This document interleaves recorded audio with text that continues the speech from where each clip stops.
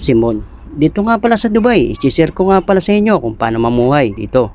Ngayong araw nga pala ay magbebenta tayo ng mga damit ng mga pinaglumaan natin at hindi na natin nagagamit. Dito nga pala, dali-dali ko na nga pala hinanap yung mga damit na nakatambak. Sayang lang, pwede palang ibenta to kaysa itapon natin at pampasikip lang nito sa bahay. Ang kagandahan lang dito sa Dubai, pwede mong ibenta yung mga gamit na hindi mo na nasusuot o hindi mo na gagamitin at pwede mo palang gawing pera dito sa Dubai. At dito nga pala, napakadami na natin naipon na damit dito sa Dubai na mga hindi na natin nasusuot at pinaglumaan na natin. At dito nga pala, dali-dali ko na nga rin palang pinlastic dito itong mga damit na to at sinubukan ko na nga pala itong buhatin. Kasi per kilo nga pala yung bentahan nito dito sa Dubai. At dito na nga pala, ikinontak ko na nga pala yung kukuha at yung bibili ng mga damit na to. At maya maya lang ay dumating na itong pipick up at kukuha ng mga damit na pinaglumaan natin. At ito na nga guys, isinasako na nga pala yung ating mga damit na pinaglumahan. Tinulungan ko na nga pala si kuya dito para mapabilis. At marami pa daw siyang pipick upin ng mga damit ngayong araw. At ito na nga guys, maya maya lang